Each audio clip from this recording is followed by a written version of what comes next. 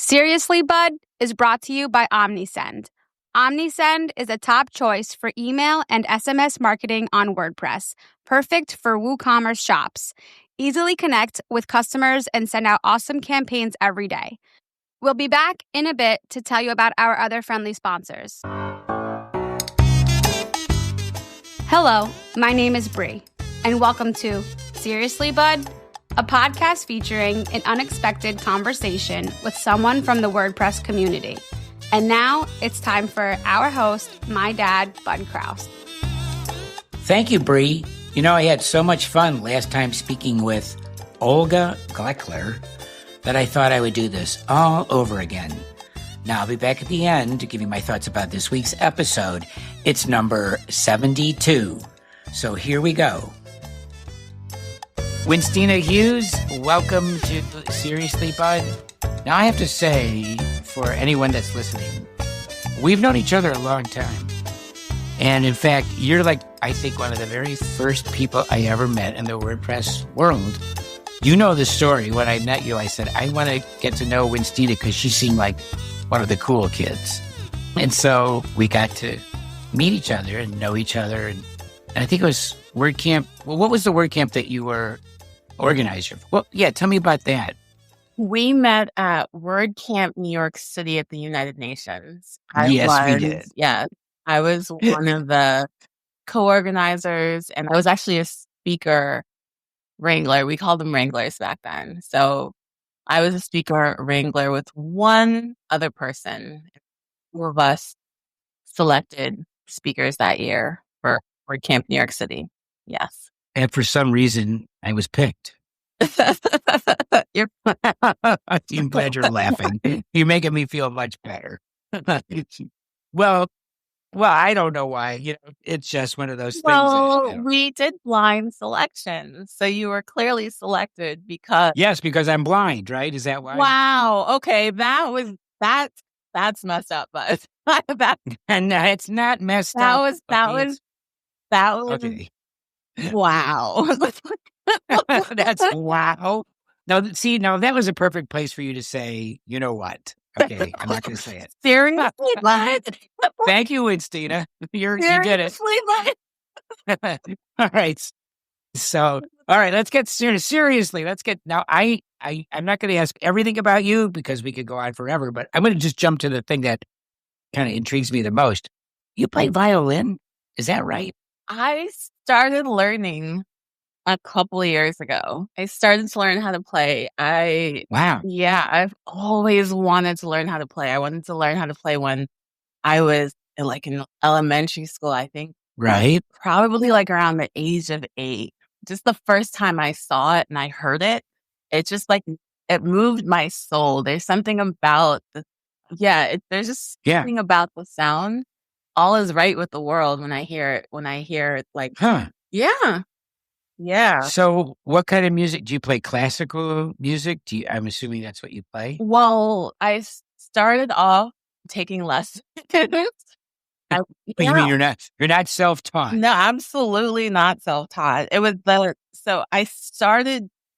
I didn't anticipate. It's something that I just never thought would happen. I gave up on it a long time ago.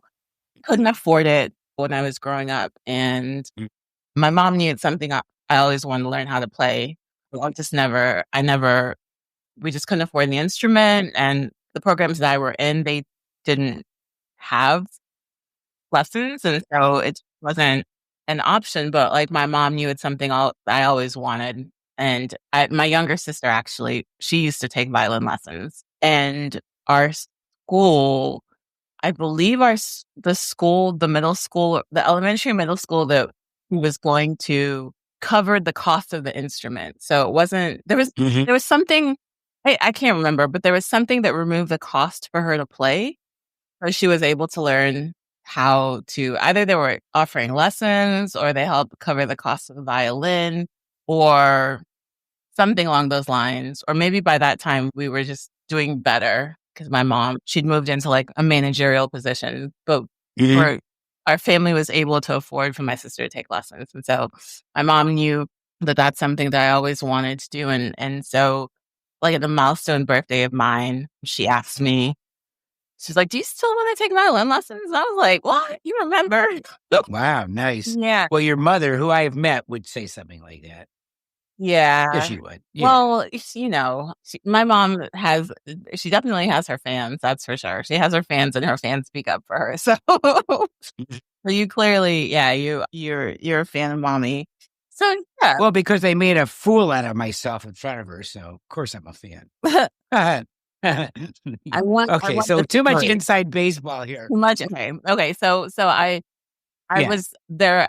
I lived in Mount Vernon in Baltimore, and I'd been walking by the Peabody Institute of Johns Hopkins for like years, going to work, literally Right. walking through the cobbled road down the hill to my office. And a coworker of mine mentioned that they had lessons, that they had a school where kids could sign up, or adults as well. So I decided to explore it when mom offered lessons. And I found out that they actually have Peabody Institute has a prep program. So I applied to Peabody Prep and I was accepted into the program. They made me come in. It's crazy. They were like, select a time to come in and audition. I'm like, odd what?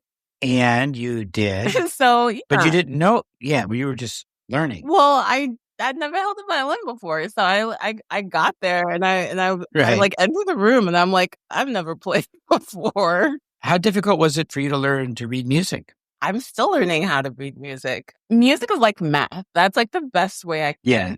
Yes, I know. Yeah, like it's math. The notes on a page, like the beat, like that's all math. So quarter notes, half notes, full notes. I was super shocked when I got my first book, and I was like really, really shocked. Like when it came time to start learning that it was basically essentially like math. And I was really grateful at that point that I had finished school, because I know that I would have been like really intimidated and stressed with everything that was happening just in life in general. And I just would have been intimidated by learning music. However, they teach the Suzuki method, and you're taught by listening and watching. And so my teacher, Maya, got a master's in teaching music, teaching the violin. And yeah. And so I just watched and I played, and then she would, critique or correct. And that's how.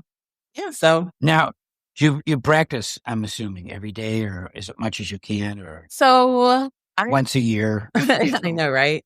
Well, yeah. It's funny that you say that, because like the first, the book I have is I Can Read Music, a note reading book for violin students by Joanne Martin, volume 1. Right. And I've gotten part of the way through it.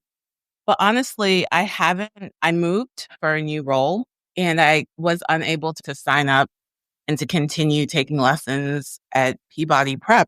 So I haven't taken lessons in the last year. And when I pick up my violin, it's playing the songs I initially learned.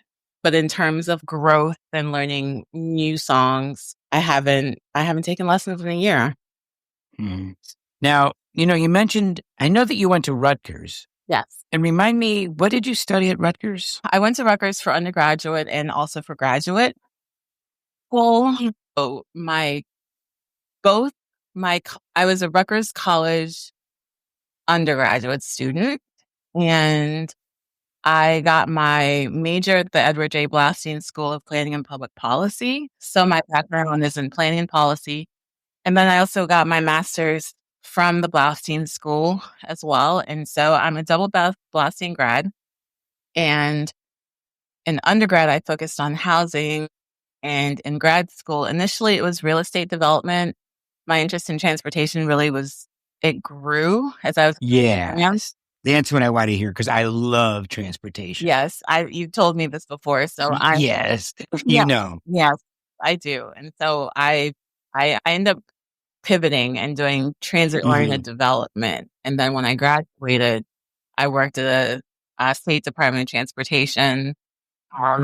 in roads and bridges. I was at the State Highway Administration at the Maryland Department of Transportation. Mhm. But you're back here in New York, right? I moved back, yes, a year Yes, ago. I know that. Yeah. Yes. But what do you do now? What are you doing here? Hey there. We'll get back to the show in just a moment. Seriously, Bud is made possible by Big Scoots. When it comes to WordPress hosting, there is no reason to compromise on service from your provider. Expect more. With 24/7, 365 live experts, Big Scoots redefines managed WordPress hosting service levels for clients, partners, and agencies. Learn more by visiting www.bigscoots.com and chat with a team member now. And by the WP.world, a great way to see who's in the WP world and what they are up to. Find out at the WP.world. That's right, it's the WP.world. And let others know what you're up to, too. Now, let's get back to the show. I'm still in transportation. I left Baltimore, and I left Peabody Prep. Like, that's really my greatest sadness. I wish I could have stayed so that I could play, but I really wanted to come back home. And so I'm incredibly happy to be back home. And so, Well, before you go any further, we know we need you for WordCamp New York next year, no? uh, I'll answer that question. No. I'm thrilled that there's going to be a WordCamp New York City. And I led WordCamp New York City in 2018. I remember. I love my team. I'm still in touch with. Hey, I'm so happy to hear. Yes, you were on my team. Although, let's face it, I only quit 3 times, right? Yeah, well, or 2 times. So that's the thing. WordCamp. But you brought me back every time I quit. You said, "Come on, you can't quit." No, right? So yeah, you're right. So you know how that was foolish of me. You said that, not me. But it's true. You can't just quit. Well, so there's some things there. It was a lot of work.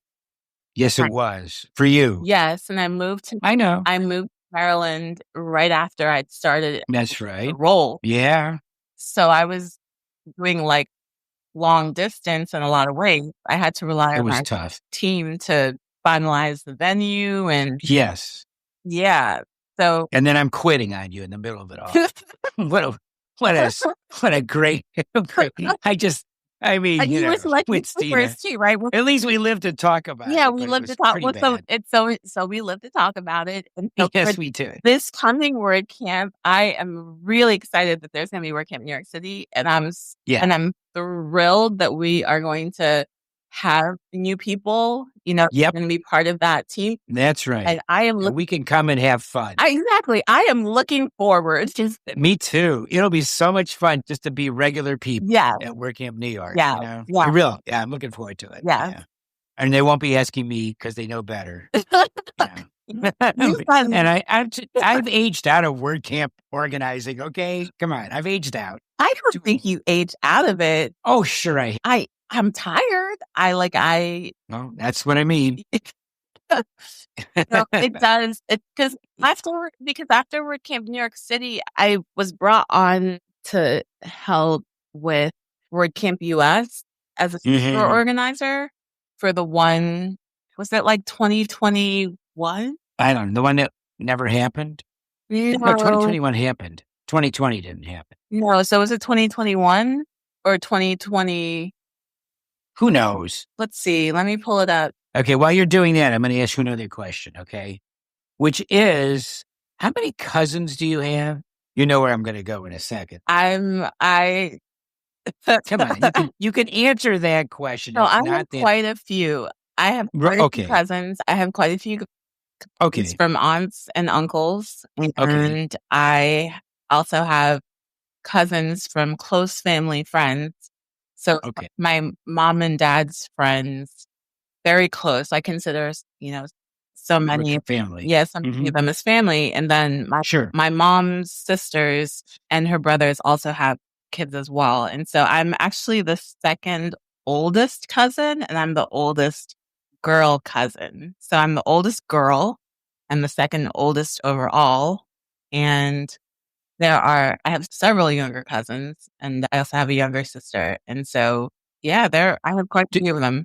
Yeah. Now, does your sister have any kids? No, my sister does not have children. Okay. Was she married? Not that, Are you trying to marry us off, bud? Is that what? No, it doesn't. Yeah. So your sister. Going back, yeah. I mean, yeah. you're trying to marry us off because. No. Okay. I mean, it's none of my business, right? Unless you want me to, and I've never been very good at matchmaking. Yes. I've been pretty bad at it, actually. We're not trying to be married off. Okay, it's not, yeah. She's not, my younger sister's not married though. Yeah. And you don't have any children. I don't have any children. That you know of. I don't have any little ones, not yet. Yeah. Do you want a child? Do you want to raise a child? Well, okay, that's delving in a bit deeper. Yes or no will be okay. Well, those are the hard questions. I say yes, that's what we do here. Unexpected conversations. So this is we're delving in deep here. I know. I've done the best I could pursuing an education and a career. Right. Yes, I know. So that actually it was quite intentional, and it was with the goal of being prepared to be able to have children. I saw my mom just struggle as a single parent. Right. And I didn't want to be in my mom's shoes and have a little Winstina that said, "Mom, I want to play the violin." And I didn't want to be in the position of looking at my little one and saying, "Can't afford it." And so I made the conscious decision that I would pursue a degree and I would pursue a career so that if I was ever blessed to have children, I would be able to provide them what I didn't have growing up. Boy, that is, I get it, Winstina. That's great. I mean, that's quite admirable and laudable. Well, it just so happens that I'm pretty past that time for having kids, but at the same time too, I don't want to be a single parent. Right. So let's just say that I have no regrets in life and I wouldn't change anything up until this moment. And so it was not meant for me to have a child up till this point. And so that's a kind of a good way of looking at it. Yeah. As of this point, because who knows? I mean, who knows what the future has to hold? Exactly. Up until this point, every step I've taken, every decision that I've made, I've done the best I could with what I had and what I knew. And so I don't have regrets. Yeah. And so if the future holds like marriage and children, then I embrace it. I don't know what the future holds. Now, hold on a sec. Now, I interrupt everybody, so you're going to get interrupted too. So, but all right, forget about this. Okay. But what about your cousins? Don't the cousins have kids and little ones and stuff? What's going on with that? Yes. So my cousins had babies. I have cousins who are a brother and sister, and they both had babies last year.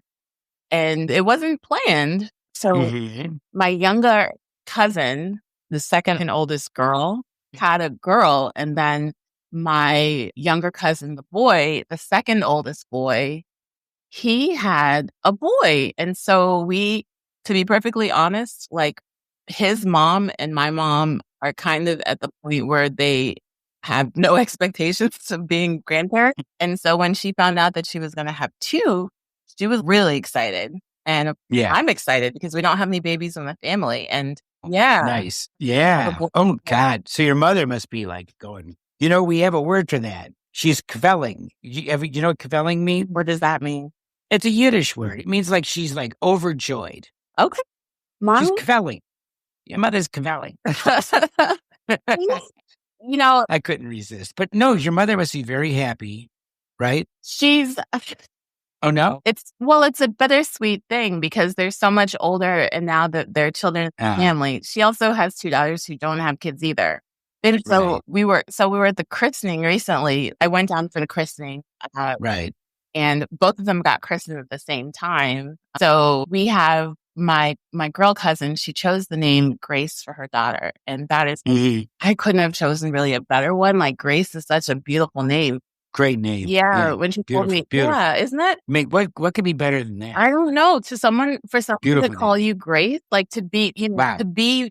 I love it. Yes, love it. To be that to be bestowed on you as a name is just like, yes, that's such it's a beautiful special name. Yeah.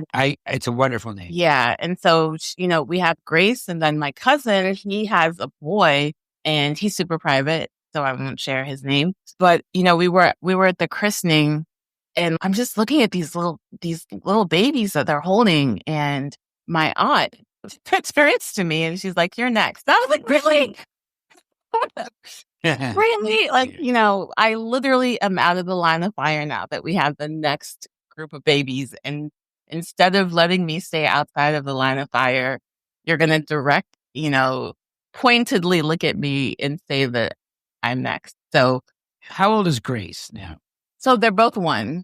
So do you see the babies a lot? I don't, because they're both in Maryland. And so right around the time, actually, when the baby boy, so he had a naming ceremony, and I went to his naming ceremony. So that meant he was just a few days old. And so I went to his naming ceremony, and that day I had just completed the interview process for the position that I moved back home for. And so I felt very happy that I was able to be there for I stayed through the ceremony. I couldn't stay for lunch after. And it was really tasty. His mom is Nigerian and we're Sierra Leonean. And so his mom, oh my goodness, she went all out. She looked stunning. Oh. Like her and my cousin they chose cloth. They chose like a really beautiful fabric. And so she had a style that was custom made for her, and he had a style that was custom made for him, the same fabric. And they were just like stunning. They looked beautiful. She looked, wow. It was, she did such a job. She had a lot of, and I couldn't be there for all of it. I was just able to be there and present for his naming ceremony. And then I had to leave, the next steps for the interview for the job. And so I got to be there for that. And I'm not close enough to see them, but I did go down with Mom for their christening earlier this summer. And so I get to see pictures, and he's super cute. He his father was raised around all women, and we adore his father. And so he is also surrounded by women, and he's going to get all that love too.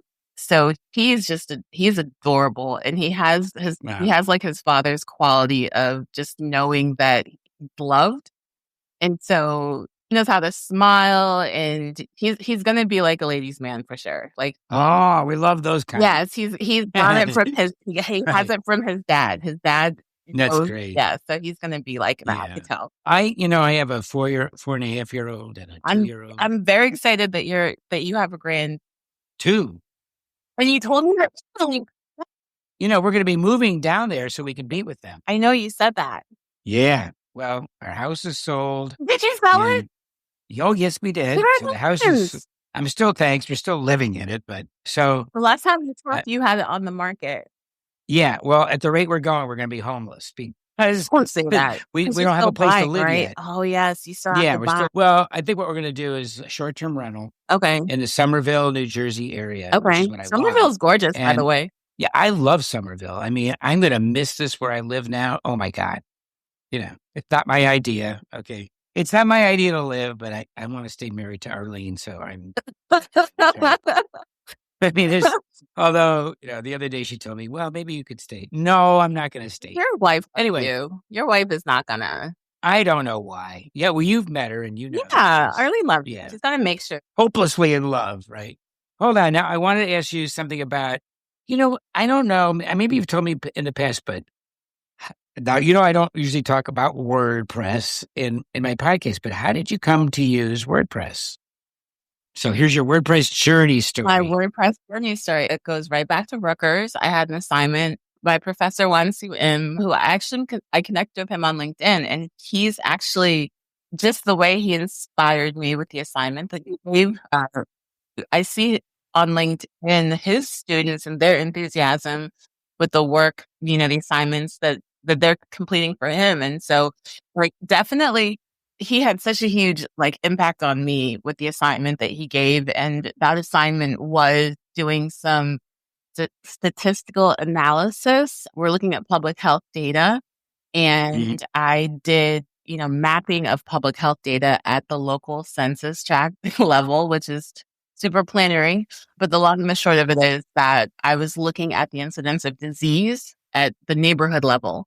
At the university level, we have access to all this health data. And so we were able to pinpoint locations where, certain diseases had a prevalence. And then I created a map of it, and I used a software called GIS, Geographic Information Systems. And he had us do all that hard calculating. And then he had us put images of the maps on a WordPress blog. Right. And he had us include our analysis. Then that's how we shared our final assignment that he gave us.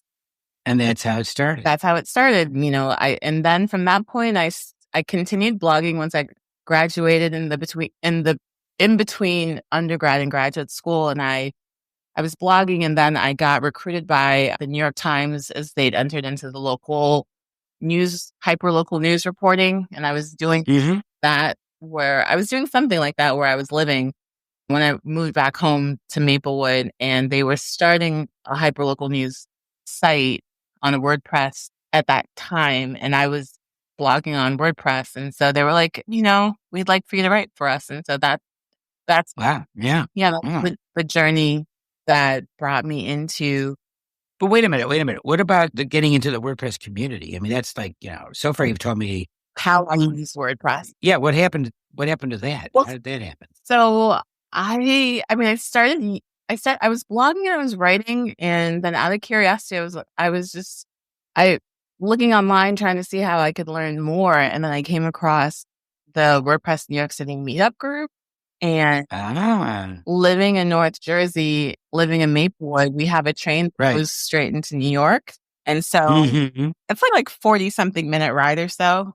And so I took the train into the city, and I started going to New York City meetups. And then that's how my community. So would this be the Steve Bruner era? It would be the amazing Bruner. This was just about the time that I started getting into WordPress. Yeah. I came a little later. Well, so than you were there earlier. I started going to meetups, and there was Rudy, and there was Dana, and there's Krista. There were all these different organizers that were a part of it. And I really had just an amazing time learning. Well, the people, were really good.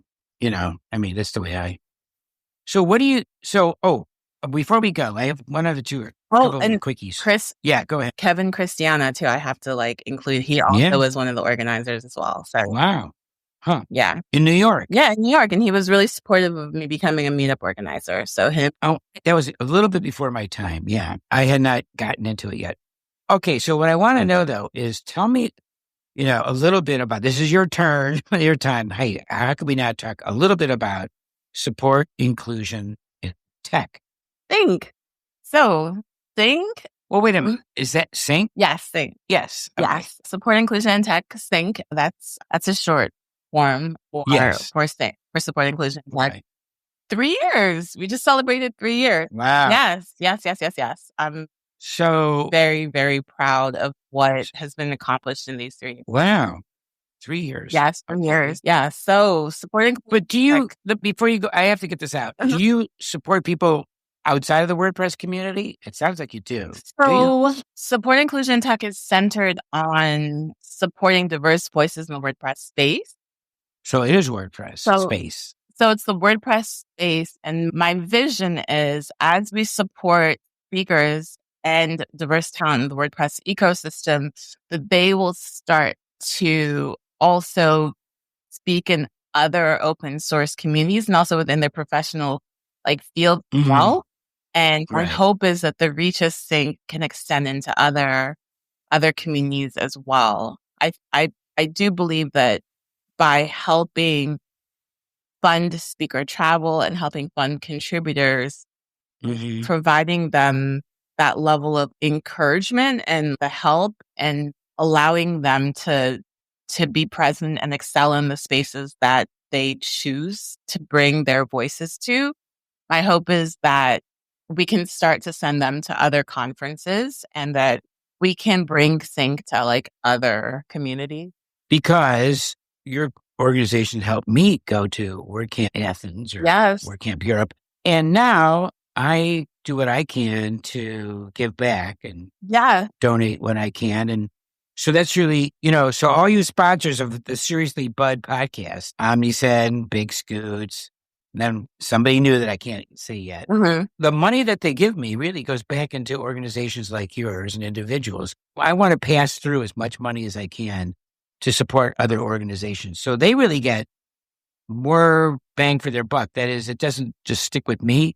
It gets passed on to other WordPress initiatives. And that's the best way to do it, right? Well, if you could do it. Well, so, 100% of the funding that I receive for support inclusion in tech, I started accepting funds on Open Collective because that's a very transparent way of receiving funding. Everyone who donates, I only receive funding through Open Collective. I have not received any funding towards support inclusion in tech in any other fashion, any other platform capacity. And so you can see everyone that's supported, and you supported a North American contributor this year for 2025. And so is that so? Who knew, right? Look at that. So you were amazing. Well, I'm going to do it again. So, Well, and anybody else wants to, where do they go? What website do they go? So you would go to Support Inclusion in Tech, and you would hit we have a donate link up top, and then that will take you to Open Collective. And right now, I've created a new tier. It's called like recurring contribution. And I thought to do that because that's a good idea. Well, thank you. But it didn't come it took 3 years for this to come to me. And sometimes that happens. Yeah. Sometimes it does. Yeah. But it also didn't just come to me without some prompting either. It was very, very kind to be interviewed by WordCamp, by one of the organizers for WordCamp Canada, Kathy Mitchell. She reached out to me. She asked if she could interview me because we do have some funding available for Sync. And she asked if she could, interview me to learn more about what we're doing with support inclusion in tech. And, we support WordPress talent. We're empowering speakers. We had our first contributor cohort this year. And we also have funding that's currently available. We have grants. Oh, I'll be there. Well, yeah. No, listen, I can't donate and then also take it at the same time. Well, come on, that's crazy. So here's the thing. That's why I also haven't really felt I'm diverse talent, right? Like I am a Black woman. And so Sync originates from my experience, right? Like story of I know where it comes from. Yeah, the story of Sync is different, but of course the experiences I bring to this, that's what has guided this initiative and made it what it is. So I also am in a position of needing help too. And so much of the funding that I put into it, like I have different partners, I have to give them a shout out. Okay, but this is, you've gotten a lot of I do. So only because you're, bear with me. I have all right. You got 30 seconds. So make it snappy. 30 seconds. Okay. Ken Stem, my marketing assistant. Yo, this master tip. Okay. All right. So planning our Gravity Kit, WeGlot, Gravity Forums, YG Consulting, Hero Press, Racket Press, Post Status, Campy Pro, GoDaddy, SiteGround. So they are got everybody there. I have some amazing companies, and there are more amazing companies. You do. WordPress, and good for you. And wow, that's quite a list. Yes. So Kinsta and SiteGround both came on this year, and I am so. Wait a minute. What about Joy of WP? Joy of WP is going to be a partner. How about that? Yeah. I don't. Okay. All right. We got to go. So I'm going to ask you. You and I could go on forever. Who do you suggest I have on a future episode of Seriously Bud? Mary Baum. I think you should have Mary. I do. Excellent. She's not been on. Mary Baum would be a great guest. Mary has been incredibly supportive, of me throughout the years. And and we both love her. Yes, we do. We did. Yeah, we do. Yeah. So I think that should be excellent for you to have. I think I or you, we picked her to speak at one of the WordCamps in New York. We did. Like in the 20 whatever. Anyway, we'll get her on. Okay. All right, Oh. Winstina, thank you so much. And boy, I wish you all the best. I wish you nothing but the best. Thank you. And you as well. I'm t- very, very, very excited to see your podcast just launch and all the guests that you've had and the success that you've had. And my heart's full that you are, that you have supported one of our contributors this year. And that's the investment and the appreciation that, when you're in the space. I have to thank you. Thank you. I just think anybody that can give back to anything that they find valuable to, they should do it. Oh, I agree. All right. Oh, I like that. Okay, we're going to go. I'll see you. Bye. Hey, I didn't know that Winstina knows how to play violin and is taking lessons again. That's what she told me after the interview. Got her undergraduate and master's degrees at Rutgers University in planning and public policy, and that's where her interest in transportation began. She was recruited by the New York Times, focusing on hyper-local news, and was the lead organizer of WordCamp New York 2018. Hold on, I knew that. Did you? Until next time, thank you for your time.